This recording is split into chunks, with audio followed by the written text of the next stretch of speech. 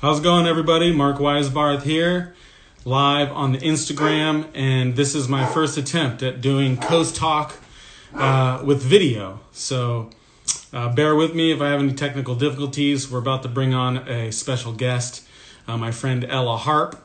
This episode of CoasTalk and all episodes of CoasTalk are brought to you by Mark Weisbarth Real Estate. Shameless plug. If you have any questions about buying or selling homes, don't hesitate to reach out. It's also sponsored by Highway One Love. That's my clothing line, highway1love.com. Check it out.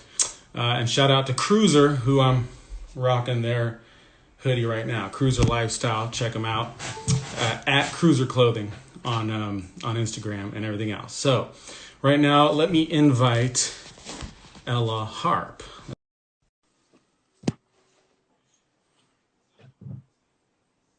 All right, I think I'm inviting you, Ella.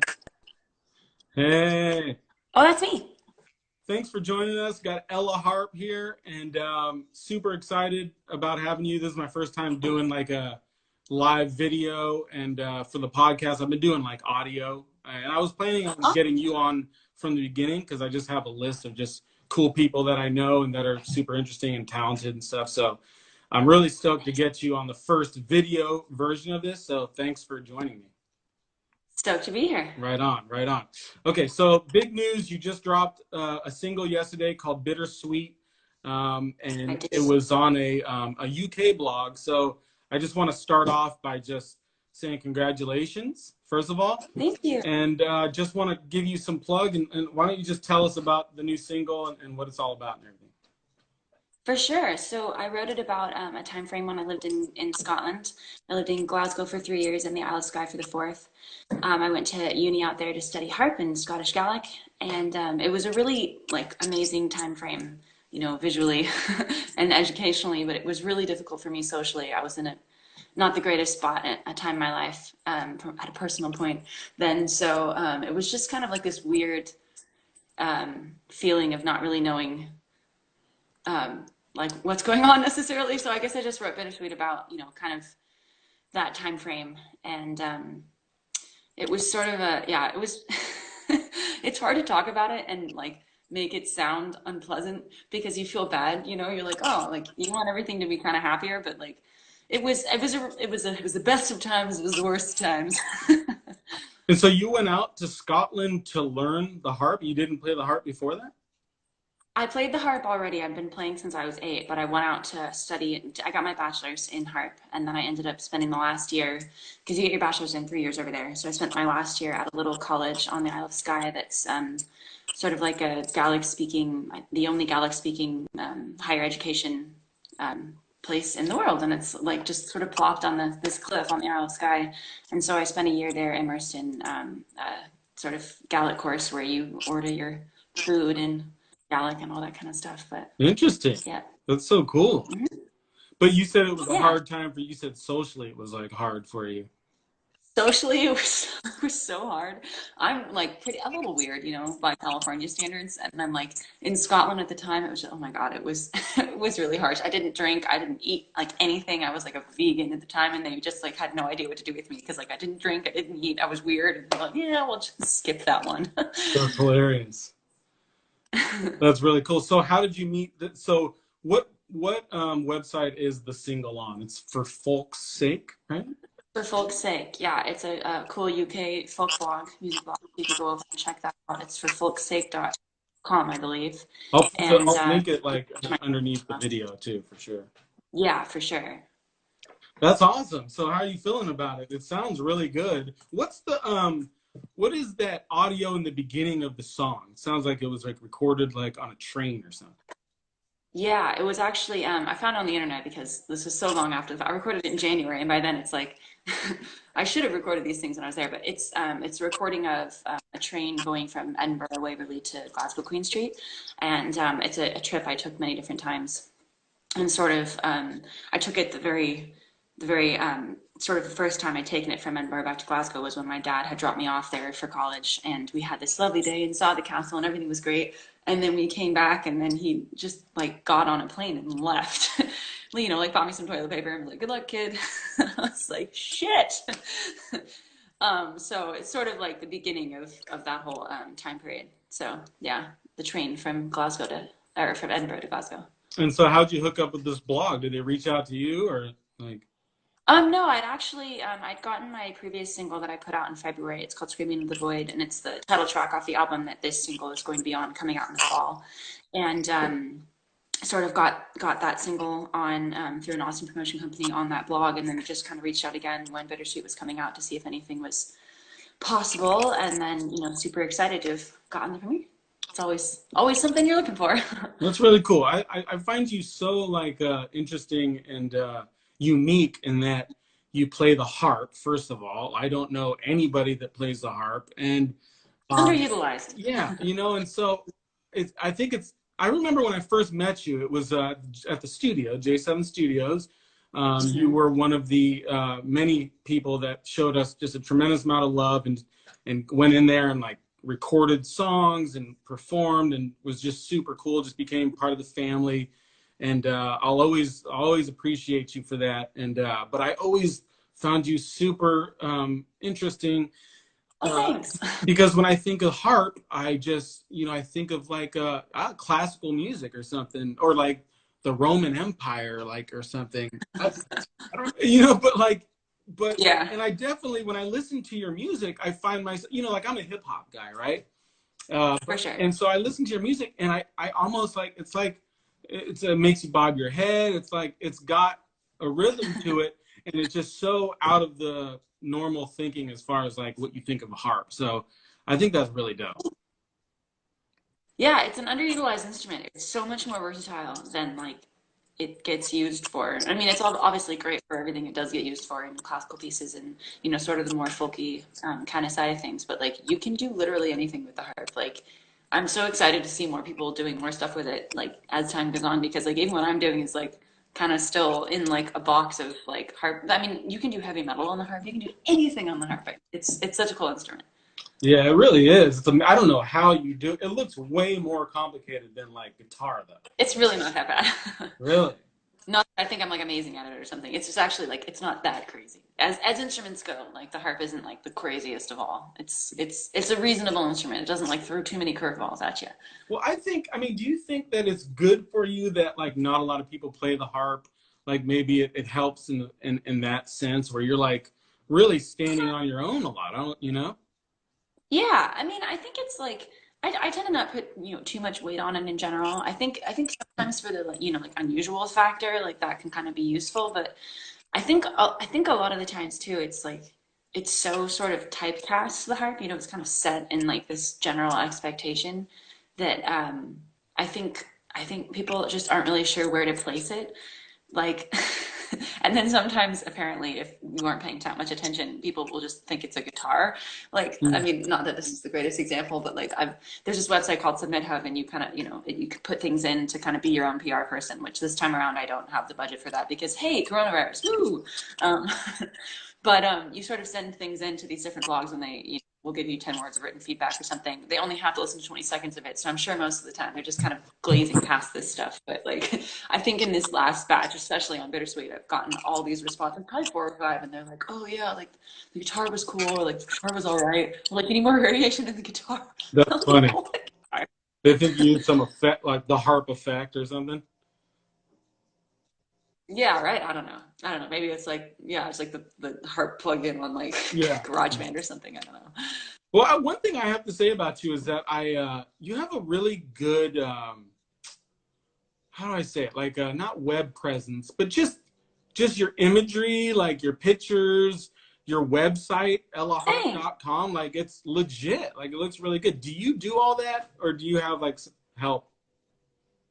Dude, I do all of that. It Wow. takes me so much time. I swear to God, like way worse than the music, way harder than the music or anything is just like figuring out how to like do that stuff. Like I use this like free program online to design everything, and I design my whole website and my album and my next album on that and everything and all my cover art and stuff, and like it just takes so much time. Like it's but thank you. Good. I'm glad it looks decent. I feel like it's taken me like however many years it's been since I started this for it to look like vaguely pro, but thank you. That's very impressive because I was watching you do like a live there was some live festival that you were a part of not too long ago. Oh yeah, that And was fun. I saw you on there, and you were kind of like, I don't know how to do this streaming. It was kind of like you were saying that you didn't really know technology, and to hear you say that you do Yeah. all of your like website and stuff, that's crazy because it looks like professional. Dude, thank you. Yeah, it takes me so long. Like I've wasted so many hours of my life, like so many days of my life just like being bad at WordPress, like all these things. It doesn't help that all my technology is super old. I'm finally getting a new phone. I have a five five phone, an iPhone 5C, and I was like, oh, it can't be that old. Yesterday I like looked on the internet and I was like, when was the 5C like put out? And it was like, oh, 2013. Cool. That's It's crazy. At current. least it still works. I mean, Oh, yeah, it it's like doesn't really. Apple like makes it so old stuff doesn't work, so you have to buy like a new Yeah, they're phasing me out. I've gotten a lot of like, sort of like ominous messages from like my crappy phone company, and they're like, it's not gonna work anymore. Like my banking app stopped working. I'm like, okay, maybe it's time for a change. Yeah, that's what happens. It just starts Yeah. crumbling all the functions. Yeah, it sure does. But I'm trying to like I haven't really done live stream, I think is the thing. And like I sort of just assume that people do it so I can do it. It's not that complicated, and then I'm late for everything because there's more buttons than I think there are, whatever. But yeah, that was really fun. I did a live stream last week. I'm hoping to kind of get a little bit more up on the tech. Well, man, I mean, put the word out. Like anybody that's out there watching this that knows that stuff. You know, Josh Armstrong from Yeah, J7. He runs, or he's part of How Live, that streaming platform. dude, right? I know. Such a cool thing. Yeah, I'm like super impressed by people that, go on those things and do that stuff and like seem like they have any idea, like they know what they're doing. That's always hard for me. It's hard for me. Yeah, it's hard for me live anyway because, I talk so much. I talk all the time. And that, but at least with a live audience, they're like clapping or something, or they're like, so it's like, oh, it's not so bad. But like live stream, it's like it's just so awkward. Like you finish playing and you're just like, I know. good time. It's the new normal. It's a trip. I see like Yeah. I'm seeing like stand-up comedians doing live, and I'm like, yeah, not so much. It's kind of weird. That, that must be really weird. Although I guess, yeah, I guess maybe like I don't know. Maybe if you're, testing something out and there's nobody to like boo at you or something, maybe it's good. Who I think you knows? need the booze. I think you need the booze. I think you need the Yeah. feedback.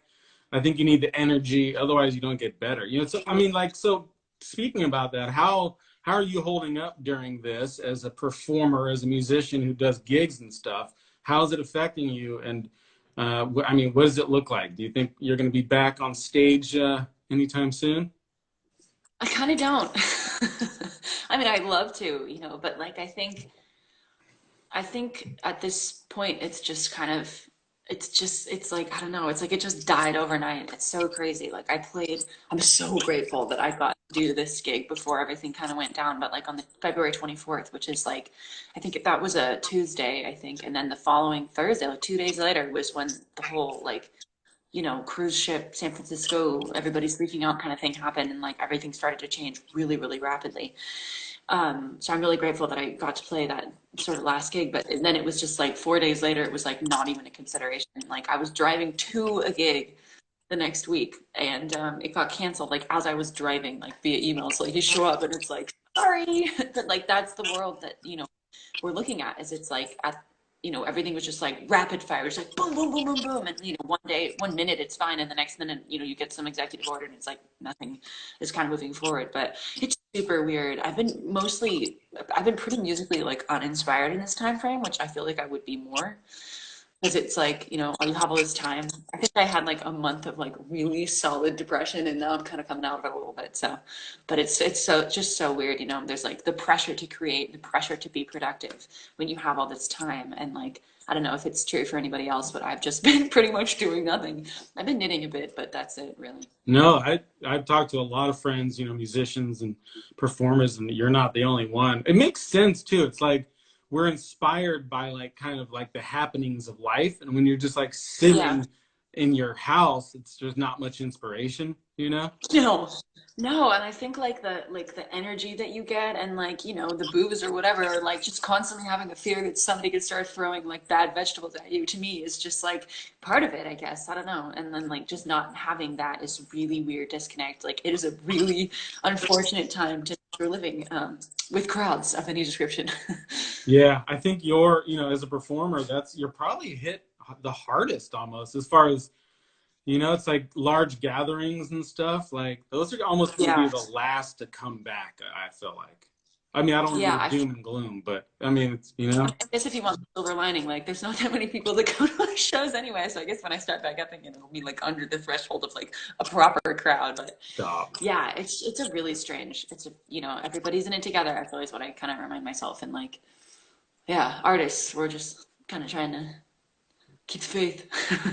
Yeah, it's all you can do. It's like just hang in there and a lot of people are, even me in my industry, like real estate and stuff, like just we're Yeah, going to have to shift, like even just open houses. Like that's how I meet people, doing open houses. dude. Yeah, And the open houses are dead now. Like nobody wants to go. Well, you can't do them right now, but even when the shelter in place is lifted, how many people are going yeah, to want to go to an open house? So, yeah, it's like you got to shift your approach and stuff. But totally.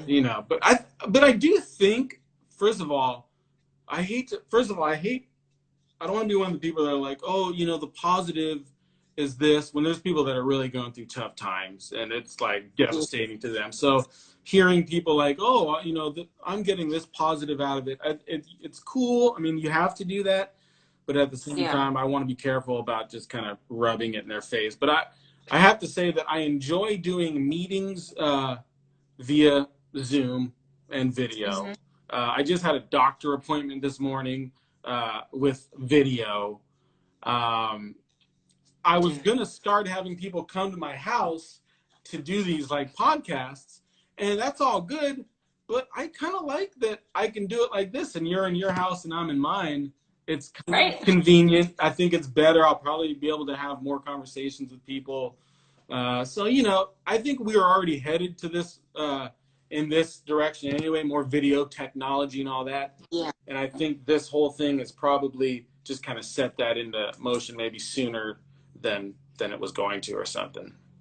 Yeah, I think it's really done like a big, like push for everybody to, and they're holding like festivals online. Like, what was it? Some festival, the Folsom something, Folsom Street or something. It's like that's gonna, it's amazing. It's like what a weird time frame, but everybody's kind of just I don't know. Yeah, it's funny though, because like I feel similarly to you in the sense that like, I feel like a lot of, at least what I'm sort of interacting with on a daily basis is like, looking at the positives, which is important to do on a personal level for sure.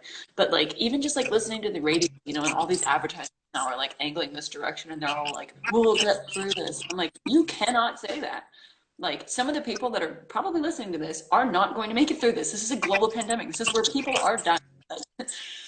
Yeah, it's It's real. weird. It's real. We have to Yeah. we have to be mindful and compassionate about the people that are I'm blessed to be here on the coast and being just doing what I do and stuff. I'm gonna be all right. Yeah. I'll make it through this. But God, how many businesses and how many just people are gonna just go Dude. down? Dude, totally. Like it's just it's so many question marks that it's just going to change everything for a really long time after this. So, Yeah. Well, props to you for still making music. So thanks. this is a single. Is it like part of an album that you're working on? Yeah, in theory, so the album's called Screaming Into the Void, which is I put the title track out in February, and in theory it'll come out in fall, but it's we'll see what happens. But most of it's actually already done. It's almost all recorded, which I'm really grateful for. I got down early in the year because of my distaste of warm weather in Los Angeles. So I got the recording out really early, which is awesome. I missed out on one session down there after this, but personally, I've been pretty unimpacted by that recording wise. So luckily, I was able to get it done. So now it's just kind of tweaking things, putting out singles and stuff, and trying to like get a grip on however one promotes these things anyway. And then yeah, it should be out in the fall. It should be another 8 or 9 track album, and hopefully, yeah. October, September, October, sometime, maybe August, who knows? Well, I So love maybe your next year. music. I love your music. You have a very good voice too. Like it's Thank just you. smooth and just like uh, angelic, if you will.